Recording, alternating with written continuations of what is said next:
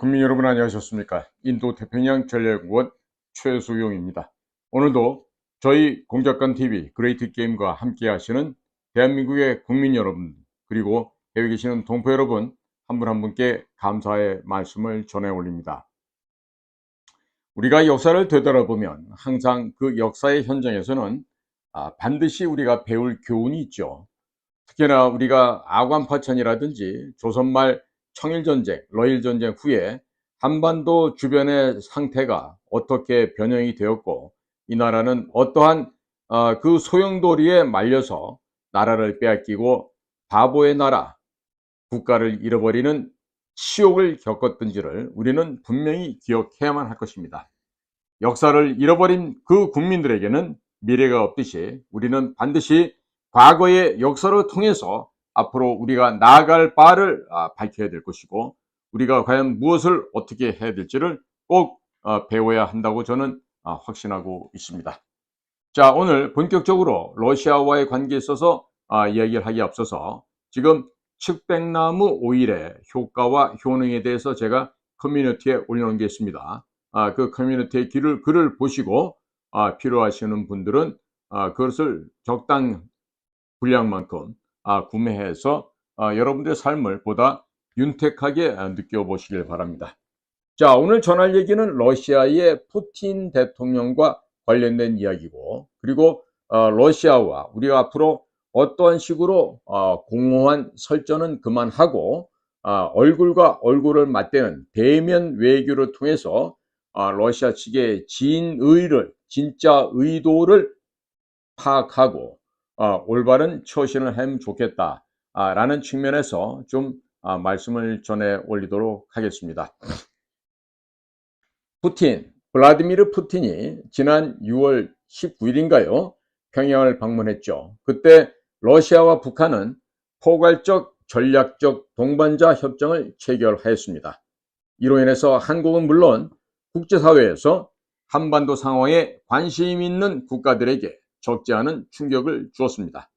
이에 대해서 한국 정부는 즉각적으로 대응을 하였고 우크라이나에 대한 무기 지원 자제 방침을 재검토하겠다고 선언을 하였으며 앞으로 러시아의 행보에 따라 지원 패키지의 구성이 결정될 것이라고 하였습니다.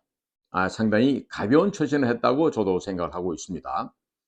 이러한 한국의 반응에 대해서 러시아 측은 북한을 침략할 일이 전혀 없는 한국에는 아무런 영향이 없다라고 전제를 하고 한국의 대러시아 대결적 태도와 관련하여서 북한에 대한 초정밀 무기 공급을 배제하지 않는다라고 맞받아치면서 양국의 관계는 더욱더 경색되었습니다. 문제는 한국 측이 마땅한 대응 카드를 갖고 있지 못하다는 점입니다.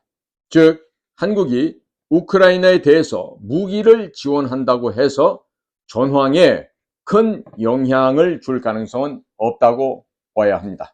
따라서 그러한 지원은 러시아, 북한 간의 군사협력을 억제하는 데 한계가 있을 뿐입니다.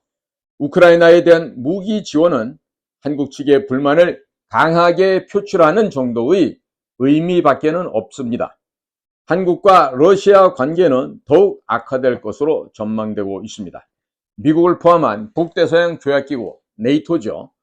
이 북대서양 조약기구도 러시아 북한 협력을 차단하겠다고 하지만 현실적으로 취할 수 있는 조치가 없어 보일 뿐입니다. 미국은 북한에 대해서도 물론이고 러시아에 대해서도 제재나 압박 수단을 이미 거의 다 소진하였기 때문에 더 이상 할 수 있는 것이 없어 보이기도 합니다. 과연 그럴 거예요? 한국의 일각에서는 중국이 러시아와 북한 간의 밀착에 대해서 불만이 있을 것으로 상상을 하고 있으며 중국의 역할을 은근히 기대하는데 현재와 같이 미국이 러시아와 중국 모두를 압박하는 상황에서는 중국이 굳이 그와 같은 역할을 맡을 이유는 없다라고 보여집니다. 한국이 이번 러시아 북한의 협정 체결로 느끼는 안보 위협은 과연 무엇이겠습니까? 결국 북한의 김정은이 러시아라고 하는 뒷배를 믿고 언제든지 대한민국을 공격하지 않을까라고 하는 우려일 것입니다. 그런데 조약문만 놓고 본다면 이번 협정과 1999년에 폐기된 1961년 러북 동맹 조약 간에는 유사시에 러시아의 지원과 개입 절차에 있어서 상당한 차이가 있습니다. 그럼에도 불구하고 한국으로서는 러시아가 유사시에 북한 편에 서겠다는 뜻이라고 이해할 수밖에 없다라고 생각하고 있는 것이죠. 그동안 러시아의 설명은 이번 협정은 북한이 침략을 받았을 때를 가정한 것이고, 따라서 한국이 북침 계획이 없다면 걱정할 것이 없다. 이번 조약은 오히려 한반도에서 전쟁 발발 가능성을 낮추는 효과가 있다라고 정리할 수 있는데, 그렇다면 한국 정부는 러시아 측에 대해 다음과 같은 질문을 던지고 답을 요구해야만 할 것입니다. 첫째, 이번 러시아 북한 협정 제4조 쌍방 중 어느 일방이 개별적인 국가 또는 여러 국가로부터 무력 침공을 받아 전쟁 상태에 처하게 되는 경우, 그리고 도발되지 않은 침공만을 의미하고 있는가? 러시아 측은 그동안 내놓은 설명의 진정성을 인정받으려면 이 질문에 분명하게 답을 해야만 할 것입니다.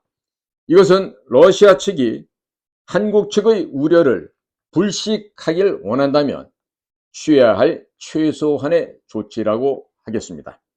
이와 유사한 사례를 들게 된다면 1953년 10월 한미 상호방위조약 체결 이후 조약 제3조 괄호 열고 유사시 지원의 괄호 닫고 해석에 대한 한미 양국 간의 1954년 11월 한미 합의 의사록이 조인되어 제4조에서 미국의 군사 지원은 대한민국에 대한 도발에 의하지 않는 공격이 있을 경우, 즉 영어로 표현하면 in the event of an unprovoked attack upon the Republic of Korea에 한정된다라고 명시하였습니다. 당시 미국에서는 이승만 대통령의 북진 가능성을 우려해서 합의 의사록 작성 및 조인을 요구한 바가 있었습니다. 최근 윤석열 대통령이 나토 정상회의 참석에 앞서서 가진 외신과의 서면 인터뷰에서 러시아에 대해 한국과 북한 중 양자택일을 하라고 경고한 데 대해 페스코프 크레물린 대변인이 우리는 이러한 접근 방식에 반대한다. 우리는 북한과 남한 모두 그리고 영내의 모든 국가와 좋은 관계를 맺는 것을 희망한다 라는 입장을 표명한 바 있습니다. 그간 한국 외교부는 양국 관계를 관리하는 것은 한국 혼자만의 노력으로는 되지 않는다.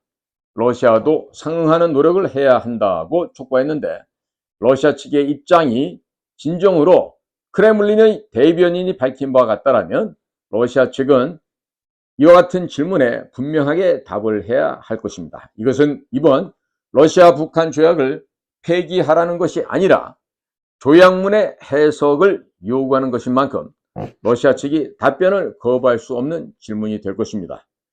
이런 질문을 하면서도 한편으로 안타까운 것은 대한민국 대통령실에 국가안보실에 그 유명한 장호진 실장과 그렇게 능력조차는 김태효라는 애가 지금 1차장을 하고 있는데 이 정도 답변밖에 나오지 않는다라고 하는 점이 대단히 유감스럽지 않을 수가 없는 것이죠.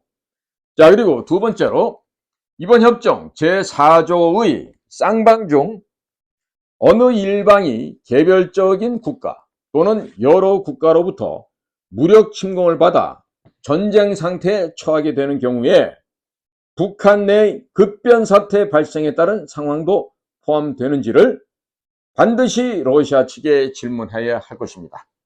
그동안 끊임없이 거론되어 왔듯이 북한 내부에서 김씨 3대 세습체제에 반대하는 군부 구테타 등 소위 급변 사태가 발생하여 외부로부터의 군사적 개입이 있는 경우도 포함하는 것을 꼭 물어보아야 합니다. 그간 중공군대, 즉 중화인민공화국의 인민해방군은 압록강에서 부교 설치 등 도하작전 훈련을 해왔고, 남만주 일대 북한 중국 국경지대에 상당한 규모의 중공군이 유사시 출동에 대비하여 주둔하고 있다는 것은 공공연한 비밀입니다.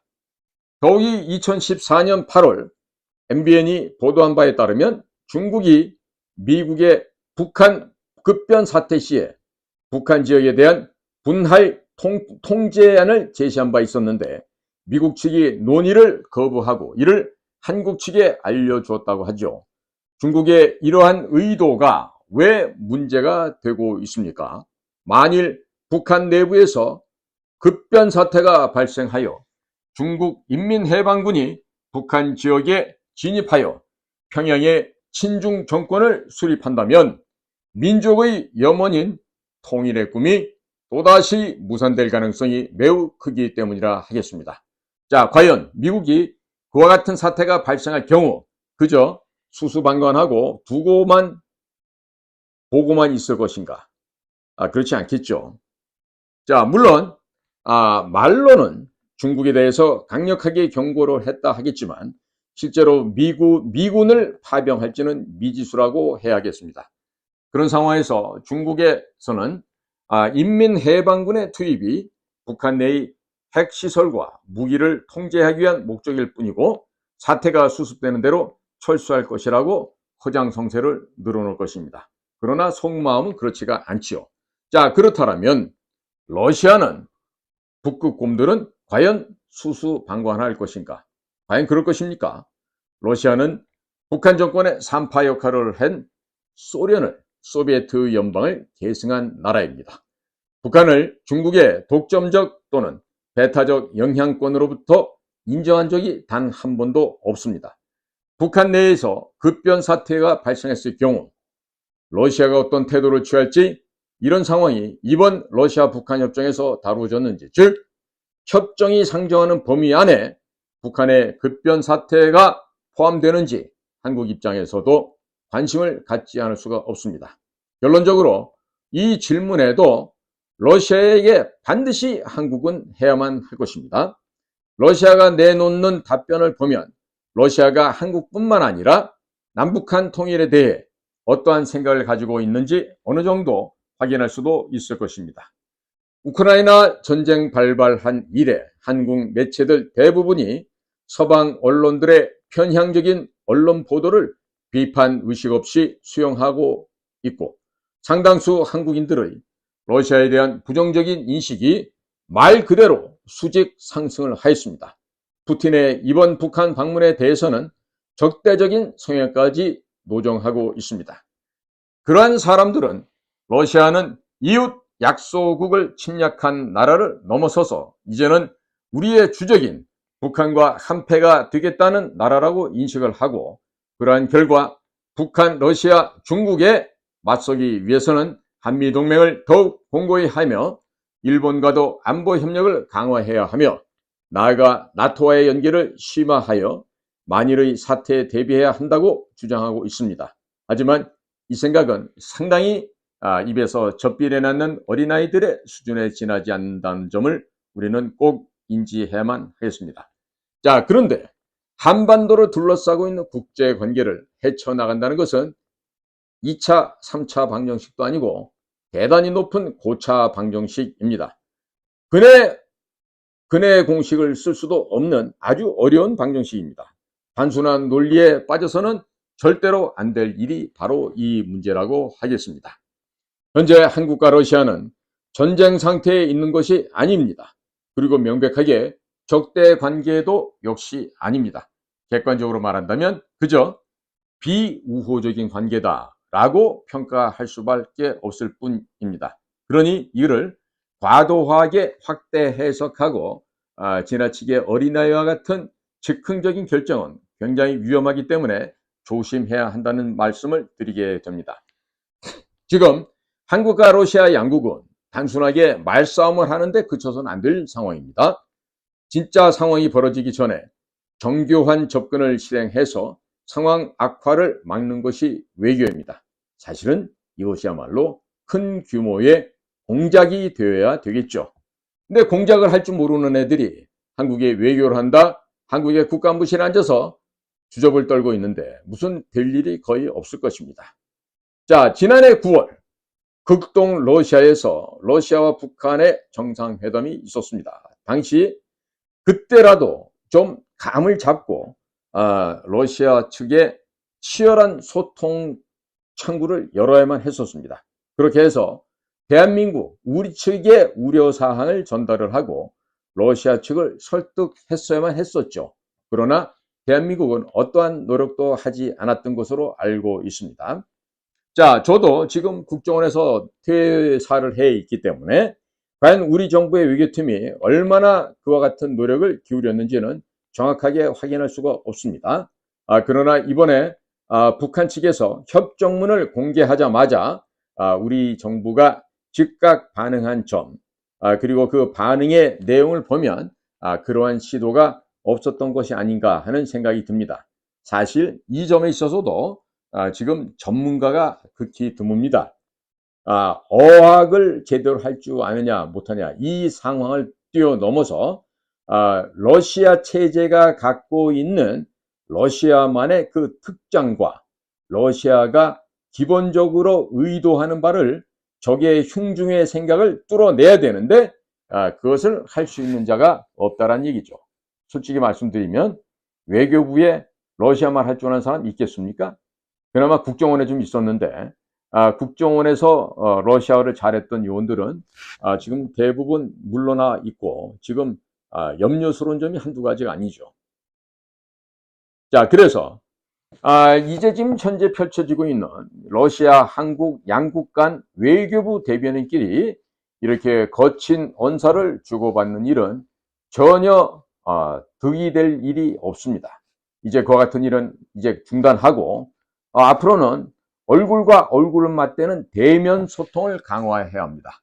대면 소통을 하게 되면 오해도 없어지고 서로가 서로를 이해할 수 있게 되는 것이죠.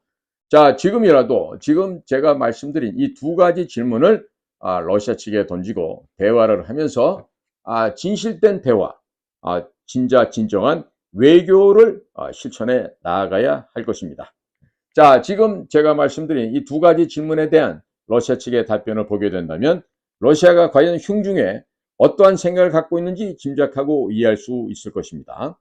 러시아 측에게 핵심이 되는 질문을 던지고 그 답변에 맞추어 대응하는 것이 정교하고 전문가적인 수준에서의 외교라 할 수 있겠습니다.